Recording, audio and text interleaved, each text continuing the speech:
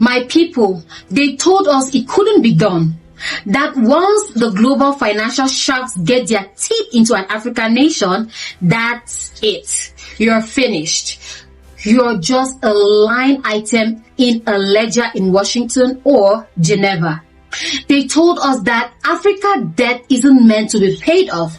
It's meant to be managed, extended, and used as a leash to keep us walking exactly where the masters want us to go.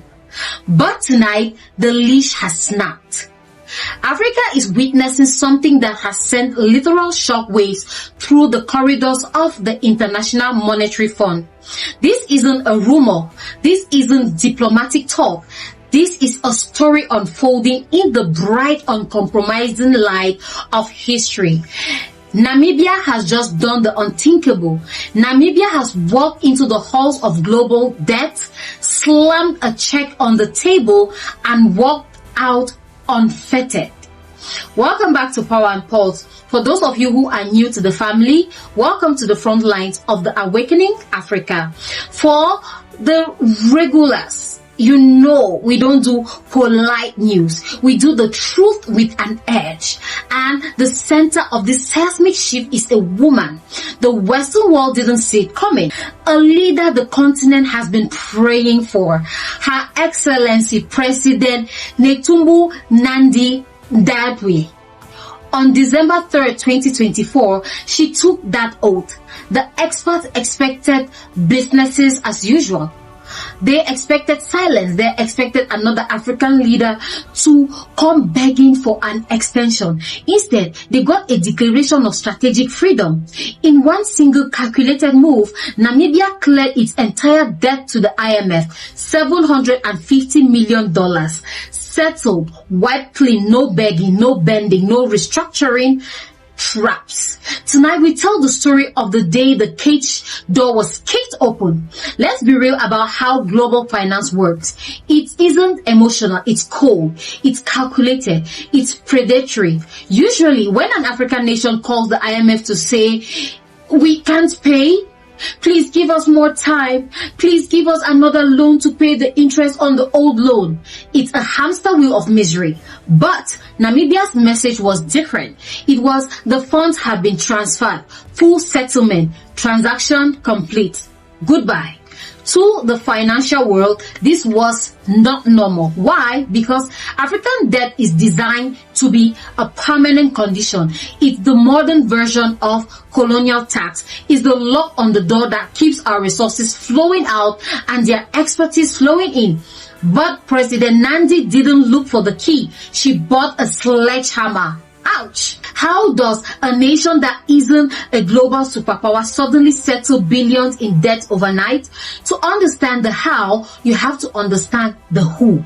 President Nandi isn't some politician who stumbled into the state house. She's a chess player. She spent decades in diplomacy, governance, and economic war rooms. She knows the language of power, and she knows that the house always wins unless you stop playing their game. From the second she took the office, she didn't go on a victory tour to Paris. She went into the planning rooms. She worked in total calculated silence. No flashy press conference. No announcing the plan to announce a plan.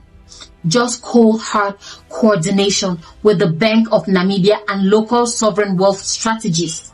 While other leaders were flying private jets to London for consultation, she was cutting capital leakage.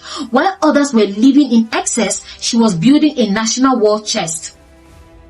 She froze non-essential foreign commitments. She strengthened regional trade. She made sure Namibia's resources, its diamonds, its minerals, its energy stayed in Namibia's pockets.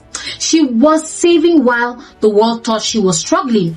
She was planning for liberation while the West was drafting more loan conditions.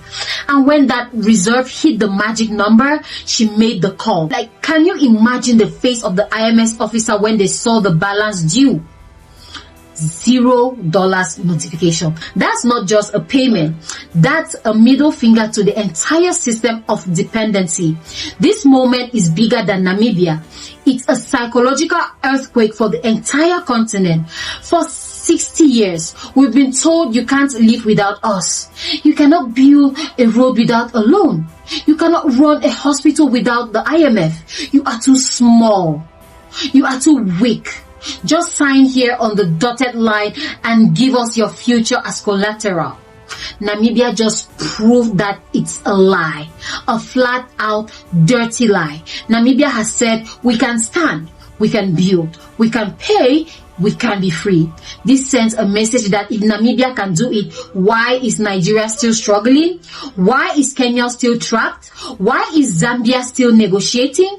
It's not because we don't have the money. It's because we haven't had the native command to keep that money. Namibia just gave the rest of the continent a mirror. And for the first time, we like what we see. Make no mistake, the IMF is not celebrating tonight. They don't want you to pay off your debt.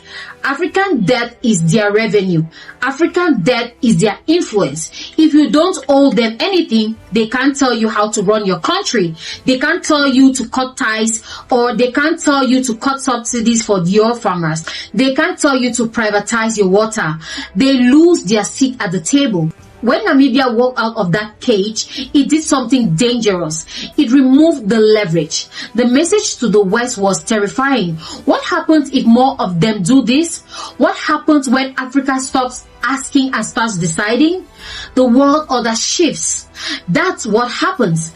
The power moves from the boardroom in Washington back to the soil in Windhoek. Ordinary Namibians are walking taller today.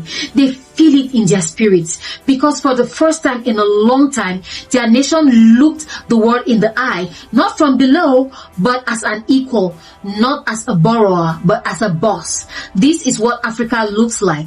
When Africa leads itself, this is what happens. When a leader values self-determination of her people over the applause of foreign capitals, President Nandi has shown that the chains were never permanent. The cage was never actually locked. We only needed the spine to stand up and walk out. But let's be clear, this wasn't luck. It wasn't an accident. It was leadership. It was leadership that sees the nation as a legacy, not a marketplace. It was a leadership that understands that supremacy isn't something you beg for. It's something you claim with discipline.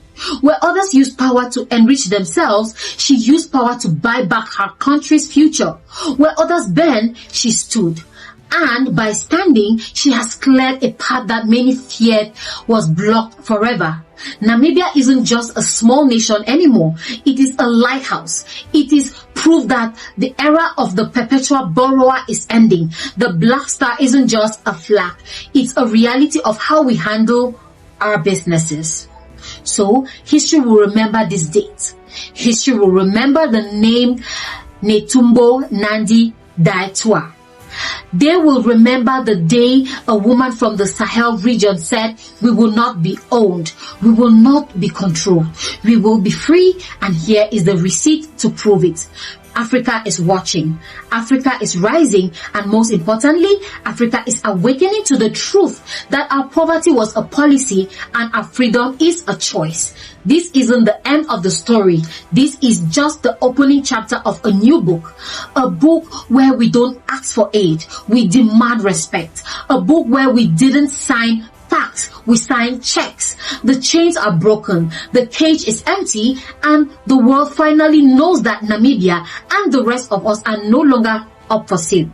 If you are proud to see an African nation standing on its own 2 feet, if you are ready to see the rest of the continent follow Namibia's lead into strategic command, then I need you to smash that like button. Let the algorithm know that African liberation is the only news that matters.